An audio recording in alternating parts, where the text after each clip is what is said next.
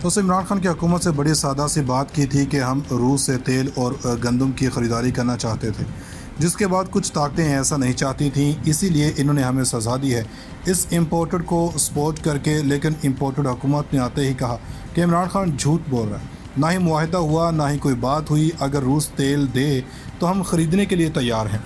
اب ان لوگوں نے جو بات کی، اب عوامی سطح کے اوپر یہ نہیں ہے کہ خطوط اور خاموشی کے ساتھ نہیں، بلکہ روس نے عمران خان کی آواز پر کس طرح لبیک کہا، اور اب حکومت پھنس گئی ہے۔ یہ لوگ سر جوڑ کر بیٹھ گئے ہیں، اب یہ سر جوڑ کر بیٹھ چکے ہیں۔ اب ان لوگوں نے کہا تھا کہ اگر ہمیں نکالا نہ جائے تو ہم اس پر بیٹھے رہیں گے۔ اب پھر تحریک انصاف والوں کے وارنٹ جاری ہوئے ہیں۔ اب اچانک سے کیا ہو گیا؟ کیا لانگ مارچ کی خبریں ہیں؟ اور پھر ایک اور خبر ہے امریکہ سے، اور وہ خبر بہت ہی خطرناک ہے۔ اور کیا ہماری حکومت نے واقعی انڈیا کو لے کر امریکہ کو بڑی یقین دہانی کروا دی ہے؟ اور اگر وہ یقین دہانی ہو گئی تو پھر آپ کشمیر سمیت دیگر معاملات کو بھول جائیں، پھر آپ سمجھیں آپ امریکہ والوں کو برداشت نہیں کر پا رہے تھے، اب انڈیا بڑی طاقت کے طور پر ہم پر لاگو ہو جائے گا۔ پھر ڈاکٹر عامر لیاقت کی تدفین کے معاملات بھی سامنے آئے ہیں۔ یہ اہم ترین خبریں آج کے ویڈیو میں ڈسکس کریں گے۔ ناظرین کرام، آج بجٹ پیش ہوا۔ ہم آپ کے سامنے نون لیگ کے بڑے اکانومسٹ ہیں، وہ بڑے معاملات کو دیکھتے رہتے ہیں، ان کی بات کریں گے۔ ان کی زبان میں انہوں نے کہا ہے کہ عمران خان کے دور میں ہماری جی ڈی پی گروتھ 6% سے اوپر گئی۔ دوسری جانب عمران خان کے لانگ ٹرم پالیسیز اس پر مہر ثبت ہو گئی کہ کم از کم حکومت کوشش کر رہی تھی کہ ایسی ریفارمز لائی جائیں، لیکن ان ظالموں نے سب پر پانی پھیر دیا۔ اب خبر سن لیں کہ ملکی زر مبادلہ کے ذخائر 69 کروڑ 54 لاکھ ڈالر کم ہو گئے، یہ تقریباً $0.5 بلین سے کم ہو گئے۔ ایک اور خبر سن لیں کہ پہلے موڈیز نے تمام صورتحال کو نیگیٹو کیا تھا، اب موڈیز نے 5 ایسے بینکوں کو سٹیبل سے نیگیٹو کر دیا، یعنی ان 5 پاکستانی بینکوں کے ساتھ بین الاقوامی کمپنیاں ہٹ جائیں گی۔ اب آتے ہیں روس کے معاملے کی طرف۔ جیو نے خبر لگائی ہوئی ہے کہ عمران خان کے دور حکومت میں ہمارے اور پاکستان کے درمیان گیس اور پیٹرولیم کے حوالے سے خریداری کے اوپر بات ہوئی تھی، لیکن معاہدہ نہیں ہوا۔ اب کوئی پوچھے کہ عمران خان نے تو کبھی بھی نہیں کہا کہ معاہدہ ہوا، یہ تو بات چیت ہو رہی تھی، لیکن اس سے پہلے ہماری حکومت ختم کر دی گئی۔ اب یہ ساری بات روس کے کونسل جنرل نے اپنی پریس کانفرنس کے دوران یہ اعتراف کیا۔ انہوں نے کہا کہ پاکستان کے ریفائنری نہیں، ہم رشین آئل نہیں خرید سکتے۔ انہوں نے کہا کہ یہ بالکل بکواس ہے اور یہ جھوٹ بول رہے ہیں، یہ سب کچھ ہے لیکن یہ حکومت خریدنا نہیں چاہتی۔ انہوں نے یہ بھی کہا کہ عمران خان کی بات چیت ہوئی تھی سستے تیل کی، مگر اس پر کتنی ڈسکاؤنٹ ہونی تھی اس کے بارے نئی حکومت ہی جانتی ہے، تاہم بات چیت ہوئی تھی اور تیل خریدنے کا معاہدہ نہیں ہوا تھا۔ انہوں نے کہا کہ اگر یہ حکومت ہمارے ساتھ بات چیت کرے تو ہم اب بھی پاکستان کو سستے تیل کی فراہمی کے لیے تیار ہیں۔ ایک جانب یہ صاحبان فرماتے ہیں کہ چونکہ ان پر پابندیاں عائد ہیں اور اس لیے روس سے تیل نہیں خرید سکتے۔ اب دوسری جانب خبر سن لیں کہ پاکستان وہاں سے سستی گندم کی درآمد کے بارے میں سوچ رہا ہے، یعنی تیل نہیں خریدنا جس سے اکانومی کو فرق پڑے، لیکن گندم امپورٹ کریں اور پاکستان کی گندم ایکسپورٹ کریں۔ یہ پاکستانی کاروباری افراد کا فائدہ ہے، پاکستان کا بھٹا بٹھانا ہے۔ تو اب عمران خان کو اس ڈیمانڈ پر روس آج بھی کھڑا ہے، لیکن ہماری حکومت نہیں اس کے پیچھے جا رہی۔ کل ہم نے بتایا تھا کہ اپنے رہنماؤں کو نواز شریف نے کہہ دیا کہ 4 مہینے میں الیکشن کی تیاری کے لیے کہہ دیا ہے کہ 4 مہینے میں تیار ہو جائیں، لیکن دوسری طرف زرداری کہہ رہے ہیں کہ یہ حکومت اس وقت تک چلے گی جب تک وہ چاہیں گے۔ لیکن اب ضمنی الیکشن کے حوالے سے دیکھ لیں کہ اب پنجاب میں ایک سیٹ پر پیپلز پارٹی کو موقع نہیں دیا گیا، اب مختلف پارٹیوں کے سربراہوں کو عشائیہ دیا گیا، اور اس اہم ترین عشائی میں ان لوگوں نے زرداری کے گھر میں یہ سب کچھ ہوا ہے، اور بنیادی طور پر ان لوگوں نے معیشت کی بحالی کے لیے بات ہوئی ہے۔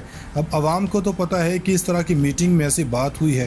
اب بات یہ ہے کہ جیسے ہی بجٹ پاس ہونا ہے، اس کے فوری بعد اس حکومت کے جانے کی طرف کام ہونا شروع ہو جائے گا۔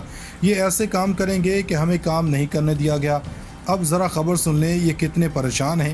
کل مریم بی بی کہہ رہی تھیں کہ اب وہ لانگ مارچ کا اعلان نہیں کر رہے۔ اب شفقت محمود حماد اظہر کے وارنٹ جاری کر دیے گئے ہیں۔ خبر یہ ہے کہ 25 مئی کو جو توڑ پھوڑ کی گئی ہے اس کیس میں گرفتار کر لیا جائے گا۔ کر لیں گرفتار، اگر رانا ثناءاللہ نہیں دکھائی دیے تو کر لیں۔ اب خبر سن لیں کہ عبد الباسط نے اس پر بات کی ہے کہ انڈیا अक़वाम मुत्तहिदा की सिक्योरिटी कमेटी का मुस्तकिल मेंबर बनना चाहता है और पाकिस्तान इस पर एतराज़ करता है कि आप UN सिक्योरिटी कौंसिल के मेंबर नहीं बना सकते। इस तरह बैलेंस ऑफ पावर डिस्टर्ब हो जाएगा। वहाँ पर बात हुई है कि ब्लिंकन ने कहा है कि अगर ऐसा मामला आए तो पाकिस्तान इसके मुखालफत करेगा, लेकिन अब्दुल बासित का कहना है कि पाकिस्तान ने यकीन दहानी करवा दी है कि पाकिस्तान इसकी मुखालफत नहीं करेगा। अब कश्मीर को भूल जाएं, फिर इसका मतलब यह है कि हम पहले 5 पावर्स मान नहीं, अब भारत हमारे सर पर सवार हो जाएगा। 1960 की दहाई के बाद मुल्क में गुज़श्ता 3-4 सालों में सनत तरक्की कर रही थी, लेकिन महंगाई बढ़ने से अब हर शुबा मुतासर हो रहा है। ARY न्यूज़ की बजट के हवाले से खुसूसी ट्रांसमिशन में गुफ्तगू करते हुए चेयरमैन आबाद मोहसिन शेखानी ने कहा कि मुल्क में 2-2.5 माह से ना सियासी इस्तेहकाम है और ना ही मुआशी। हुकूमत कभी IMF की तरफ भाग रही है तो कभी कहीं, लेकिन स्टेक होल्डर से कोई मुशावरत नहीं हो रही है। मोहसिन शेखानी ने कहा कि हुकूमत स्टेक होल्डर के साथ बैठे, इनकी भी सुने, कारोबार नहीं होगा तो टैक्स कहाँ से आएगा। उन्होंने कहा कि मसाइल बरकरार रहेंगे। एप्टमा के रहनुमा हामिद जमान ने कहा कि मुल्क में 1960 की दहाई के बाद गुज़श्ता हुकूमत के 3-4 सालों के दौरान सनती तरक्की हो रही थी, हमने एक्सपोर्ट बढ़ानी थी और वो इसी वजह से थी कि जो हमें मराहत मिल रही थी और रियायती एनर्जी टैरिफ मिल रहा था। जब लोकल चीज़ें बनाकर एक्सपोर्ट करेंगे तो खसारा कम होगा। इन्होंने कहा कि हमारी एक्सपोर्ट कम अज़ कम 40 से 45 अरब डॉलर होनी चाहिए, लेकिन हम हमेशा से ही अयाश कौम हैं। जैसे ही एक्सपोर्ट कुछ बढ़ती है, लग्जरी आइटम्स, गाड़ियाँ और दीगर चीज़ें मंगवाना शुरू कर देते हैं कि आप UN सिक्योरिटी कौंसिल के मेंबर नहीं बना सकते। इस तरह बैलेंस ऑफ पावर डिस्टर्ब हो जाएगा। वहाँ पर बात हुई है कि ब्लिंकन ने कहा है कि अगर ऐसा मामला आए तो पाकिस्तान इसके मुखालफत करेगा, लेकिन अब्दुल बासित का कहना है कि पाकिस्तान ने यकीन दहानी करवा दी है कि पाकिस्तान इसकी मुखालफत नहीं करेगा। अब कश्मीर को भूल जाएं, फिर इसका मतलब यह है कि हम पहले 5 पावर्स मान नहीं, अब भारत हमारे सर पर सवार हो जाएगा। 1960 की दहाई के बाद मुल्क में गुज़श्ता 3-4 सालों में सनत तरक्की कर रही थी, लेकिन महंगाई बढ़ने से अब हर शुबा मुतासर हो रहा है। ARY न्यूज़ की बजट के हवाले से खुसूसी ट्रांसमिशन में गुफ्तगू करते हुए चेयरमैन आबाद मोहसिन शेखानी ने कहा कि मुल्क में 2-2.5 माह से ना सियासी इस्तेहकाम है और ना ही मुआशी।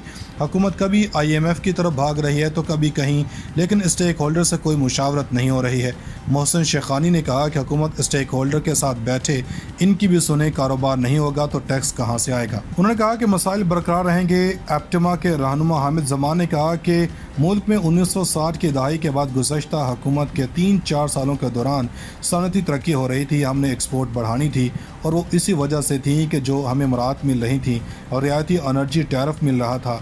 जब लोकल चीज़ें बनाकर एक्सपोर्ट करेंगे तो खसारा कम होगा। इन्होंने कहा कि हमारी एक्सपोर्ट कम अज़ कम 40 से 45 अरब डॉलर होनी चाहिए, लेकिन हम हमेशा से ही अयाश कौम हैं। जैसे ही एक्सपोर्ट कुछ बढ़ती है, लग्जरी आइटम्स, गाड़ियाँ और दीगर चीज़ें मंगवाना शुरू कर देते हैं। नाज़रीन, मज़ीद ऐसी वीडियोस देखने के लिए हमारा YouTube चैनल सब्सक्राइब कर लें।